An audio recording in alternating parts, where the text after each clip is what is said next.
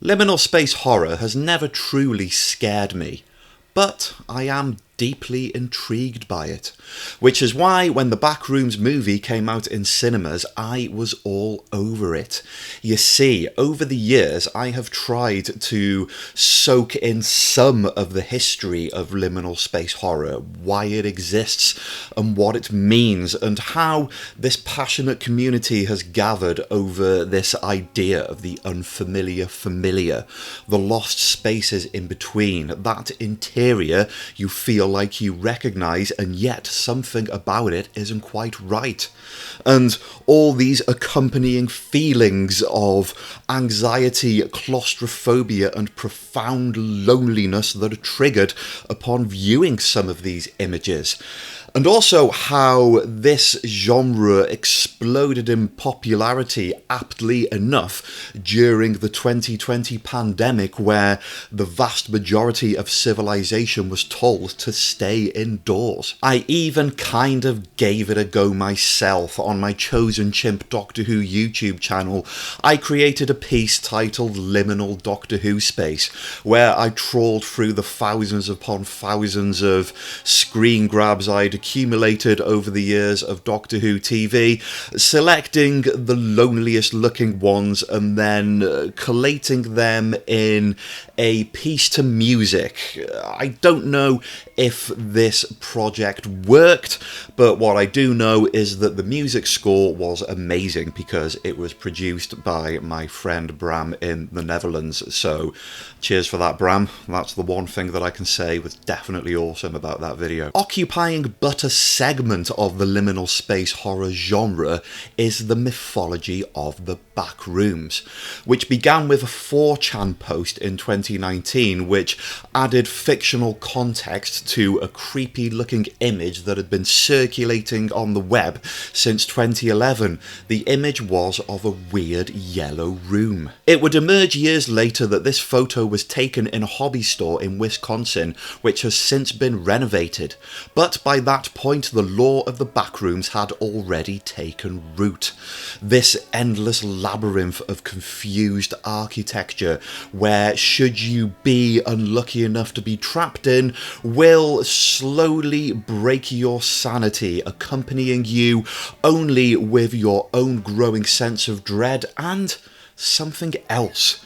Some kind of unnameable entity lurking around the next corner. In the year 2022, a 16-year-old VFX artist named Kane Pixels offered his own spin on the Backrooms by creating a found footage analog horror YouTube video which blew up and propelled the Backrooms mythology into, for lack of a better term, mainstream internet. That video currently rests at about 80 million views. Now, like I said, I've tried to soak in some of the history of the Backrooms and liminal space horror, and therefore I'm only partially aware of how deep the rabbit hole goes as far as the entire community is concerned. I know that the Backrooms covers an expanse much greater than what Kane Pixels, aka Kane Pixels, contributed on his own, as essential as that is.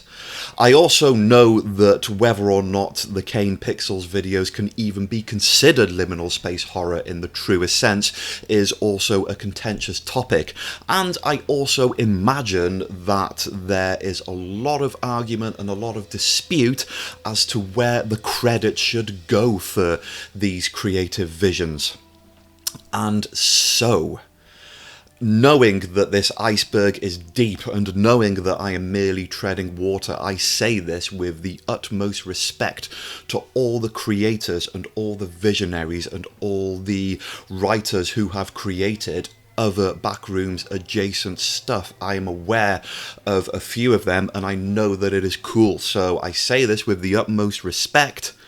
The Kane Pixels channel is the one that I gravitated to the most. You see, it seemed clear to me that Kane Pixels was doing his own thing with the Backrooms, both in story terms and in creative medium. His own Backrooms videos siphon between shaky camera, found footage, analog horror, which are his most popular ones, to fictitious documentations of scientific discoveries, corporate conspiracies, failed real estate endeavours, and even an in-depth analysis of a light, which, as mundane as it sounds, somehow manages to be really engaging. Something about these videos suggested to me that he was making these hypotheses based on what the Backrooms meant to him, like he had some kind of personal connection with this particular medium of psychological storytelling. And this personal connection with his videos was made fully apparent in the follow-up separate series, The Oldest View, which is a bloody amazing set of videos. Basically, there's a long underground staircase in the middle of nowhere which leads to an abandoned shopping mall which is occupied only by a supposedly inanimate object named the Rolling Giant. And in and of themselves, these things are real. The shopping mall was a real place. The Rolling Giant was a real thing. Kane Parsons merely recontextualised these things in a way that made them wholly personal to him, and in doing so, completely distinguished his own body of work from everything else that was going on in the Backrooms community at the time. I'm not saying his stuff was better or worse, I'm just saying that by that point it was all truly unique to this one person. There's even a video later on in that series where he just takes his camera and goes to the site of the now demolished shopping mall just to have a look around and film the rubble. Now, if that's not a personal connection, I don't know what is. And here's the thing, I came to a bit of a realisation when I discovered that the first handful of videos on the Kane Pixels channel were fan fiction videos of Attack on Titan and Portal, two other things that I love, especially Portal. Whilst I don't know Kane Parsons, I can't possibly know Kane Parsons, and I certainly can't attest to what kind of a person this guy less than half my age is in real life. What I can say with relative confidence is that in terms of artistry, in terms of creativity, I think I get him. And this realisation first dawned on me proper when watching The Oldest View video, when he is walking down this impossibly long flight of stone steps in the middle of nowhere, only to discover a ridiculously out of context yet perfectly formed abandoned shopping precinct at the bottom. Something about it just clicked. And as somebody who likes to write, who has written more trunk stories in his life than he has had dinners, I was watching this thinking to myself, maybe this was the story that I've always wanted to tell, but never knew how. And so hopefully now you'll understand why I was mighty eager to see this movie when it came out. This movie created by A24 Films, the studio behind other successful indie projects such as Hereditary and The Iron Claw. Directed and co-scored but not written by Kane Parsons, and starring amongst others Chiwetel Ejiofor, your man from the Doctor Strange movies. So I was armed to the teeth with expectations, and well, here is my review.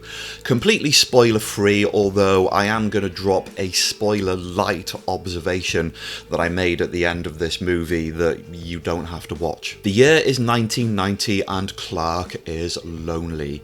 A divorced, qualified architect, he finds himself running an empty furniture store with no clientele. He has turned to the vice of alcoholism, and his only source of counsel is the therapist Dr. Mary Klein, who is doing her level best to help him work through his various issues.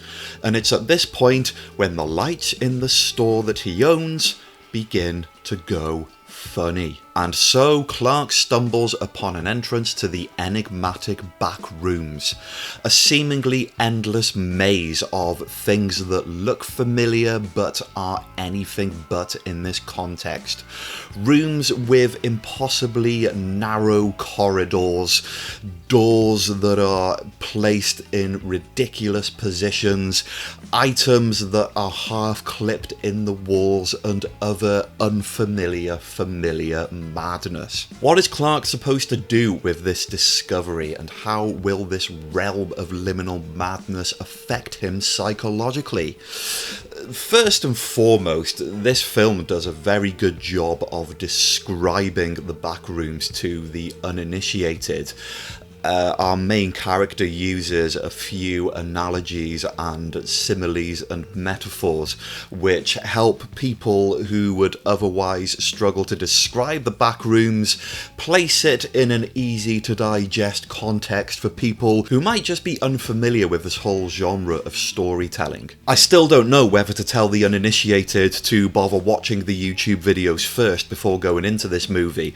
In terms of storytelling, the movie does all the footwork. If you have no idea what the Backrooms is, then this movie does a great job of explaining everything, and so you won't be confused having not seen the YouTube videos by the end of this film. And yet, for me personally, I was glad to go in with the prior knowledge, because what this movie does is that it acknowledges your pre-existing understanding of the existing YouTube Kane Pixels lore and then expands upon it. The most glaring change in this movie is that for the better part, it deviates from the trope of analog horror.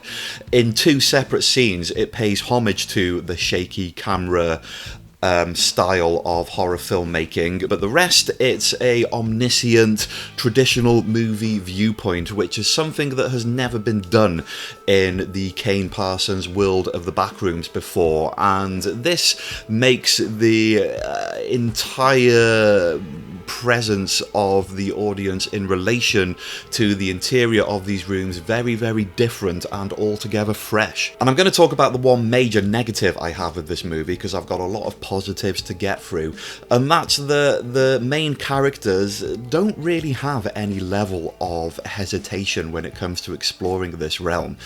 As soon as Clark enters the back rooms, he's just like, ooh, I'll go through this corridor, ooh, I'll crawl in that space, ooh, I'll open this door, ooh, I'll take that thing out of that hatch. And it's almost like it's a character in a computer game that you're playing because you know you have to fulfill this quest, whereas I can't help thinking if you were a real person, you'd spend a bit more time just hesitating and looking around and proceeding with caution rather than diving straight into the creepiest part of the room. It's almost like they've watched the YouTube videos in advance and therefore know what to expect. And because of that, there is a little bit of a disconnect between the viewer and the experience of the characters themselves, I think. That said, this movie is very much a character piece.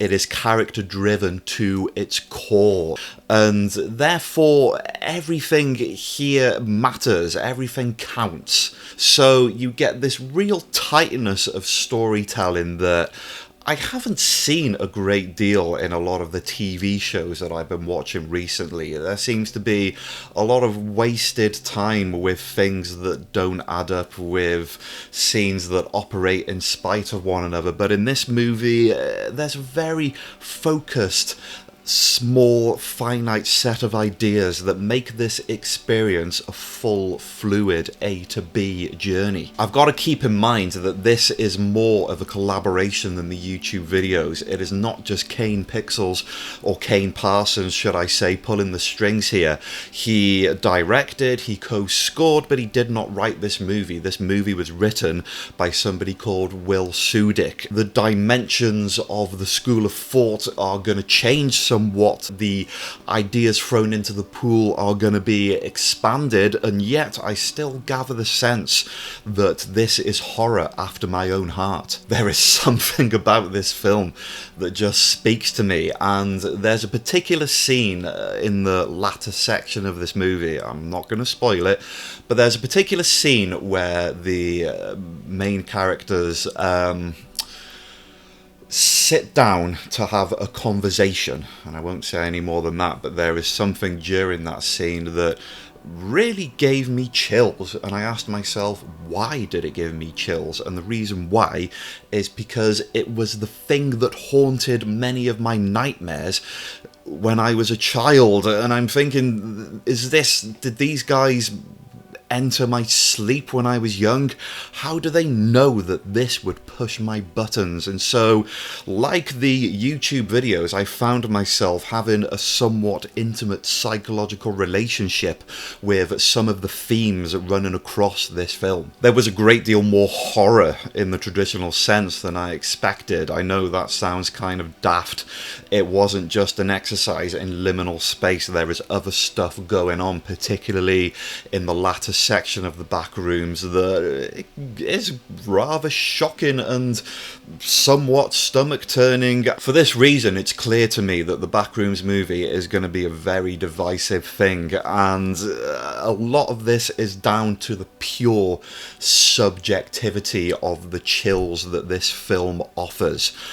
What is one person's jester is another person's nightmare. That's a silly expression I made up myself for this video. I can understand that for some, the Backrooms movie will do absolutely nothing. And whilst many may consider this project too much of a deviation from the original hallmarks of liminal space horror, I think it captures the art form perfectly, in the sense that to some it's going to seem like a silly, surreal, pointless load of bollocks, but to others, the chill factor is going to be fully on point. I suppose that when creating a project like this, the challenge is to go sparing with your ideas, to rein it in. Less is more, I guess, when you are putting together something like this and you undoubtedly have so many different ideas for weird rooms and strange stuff that you then have to go through this probably arduous process of selecting the few best ones to represent what you are trying to put across in this movie. I can't imagine how difficult that must have been. That said, I think the cinematography in this film was the absolute bomb. Visually, it's just pure gorgeous madness from start to finish, and it only grows gradually more and more insane as the movie progresses. And of course, great cinema is only as good as its soundtrack, and the music score for this was co-scored by Kane Pixels. He does his own music on a separate YouTube channel named Not Kane Pixels, and this was co-scored, and it's a consistent plethora of lo-fi electronic ambient music designed to kind of hover in the background, causing the audience to be unaware of it and yet simultaneously affected by its movements in relationship to the visuals. Put all these together and you have a subtle yet wholly terrifying horror experience that, to me personally, simply cannot be denied. Therefore, the verdict of the Backrooms movies probably will be about as subjective as it comes.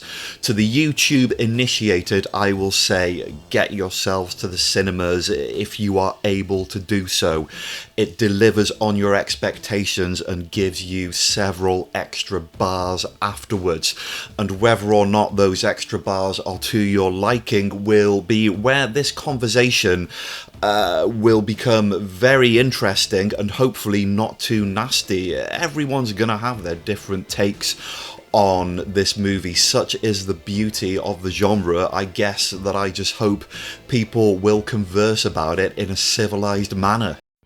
And to the uninitiated, which is what I was going to say next, but I forgot, to anybody who knows nothing about the Backrooms or the genre as a whole, if you're looking for a breath of fresh air and a horror film that operates a little bit differently, then do not sleep on this.